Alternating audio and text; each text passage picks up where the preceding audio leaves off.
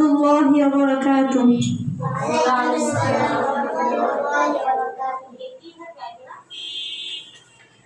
نحمده ونصلي على رسوله الكريم أما بعد فأعوذ بالله من الشيطان الرجيم بسم الله الرحمن الرحيم. অধ্যকার আমাদের প্রাণপ্রিয় মমতা জেনেসা হিফজুল কোরআন বালিকা মাদ্রাসা ও মাদ্রাসাতুল ইলহাম বালক শাখার উদ্যোগে আয়োজিত অনুষ্ঠানের স্বনামধন্য বিচারক মণ্ডলী ও মহামান্য মুহতামিম, সম্মানিত শিক্ষক শিক্ষিকা বৃন্দ ও আমার প্রাণপ্রিয় ছাত্র ভাই ও ছাত্রী বোনেরা, সকলকে জানাই আন্তরিক মোবারকবাদ ও শুভেচ্ছা। আজকে আমি আপনাদের সামনে গীবত তথা পরনিন্দা সম্পর্কে কিছু বক্তব্য রাখব। গীবত এটি একটি আরবি শব্দ, কুৎসা রটানো, দোষ বর্ণনা করা, পরনিন্দা করা ইত্যাদি।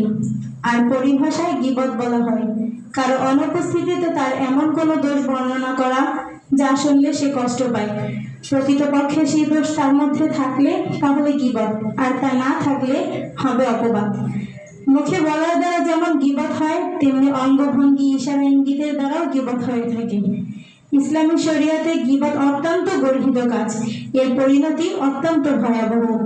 কোরআন ও হাদিসে এ ব্যাপারে অসংখ্য সতর্কবাণী এসেছে। পবিত্র কোরআন মাজিদে ইরশাদ হয়েছে, হে ঈমানদারগণ, তোমরা অন্যের ব্যাপারে ধারণা করা থেকে বিরত থাকো, কেননা অন্যের ধারণাই গুনাহ। আর তোমরা একে অন্যের দোষ ত্রুটি আলোচনা করো না এবং পরস্পর গীবত করো না।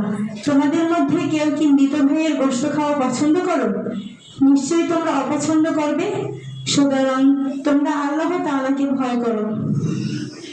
গীবতকারীর ধ্বংসের ব্যাপারে সূরা হুমাযার প্রথম আয়াতে আল্লাহ তাআলা বলেছেন, ওয়াইলুল লিকুল্লি হুমাযাতিল লুমাযা, অর্থ পিছনে ও সামনে প্রত্যেক পরনিন্দাকারীর দুর্ভোগ ধ্বংস। সকলেই বলে নাউযুবিল্লাহ। গীবত করা তো অত্যন্ত দূরবর্তী বিষয়, কারোর প্রতি অনুমান করে কথা বলাও গুনাহ। গীবত একটি মারাত্মক ও খারাপ ব্যাধি, এর পরিণাম অত্যন্ত খারাপ ও ভয়াবহ, যেটা আমাদের সবার ভিতরে কম বেশি রয়েছে, কিন্তু আমরা এটাকে কিছুই মনে করি না। তবে কোরআন ও হাদিসে এর পরিণাম অত্যন্ত ভয়াবহ। রাসূলুল্লাহ সাল্লাল্লাহু আলাইহি ওয়াসাল্লাম বলেছেন, সকলে বলেন সাল্লাল্লাহু আলাইহি ওয়াসাল্লাম, মিরাজের রাত্রিতে যখন তাকে ঊর্ধ্ব জগতে নিয়ে যাওয়া হয়েছিল, তখন তিনি দেখতে পেলেন কিছু লোক তাদের নখ দ্বারা তাদের মুখমণ্ডল ও বক্ষদেশ থেকে রক্ত ছড়াচ্ছে। তিনি তখন হযরত জিবরাইল আলাইহিস সালামকে জিজ্ঞেস করলেন, এরা কারা? তিনি বললেন, এরা ওই সমস্ত লোক যারা মানুষের গোশত খেত, অর্থাৎ পৃথিবীতে গীবত করত।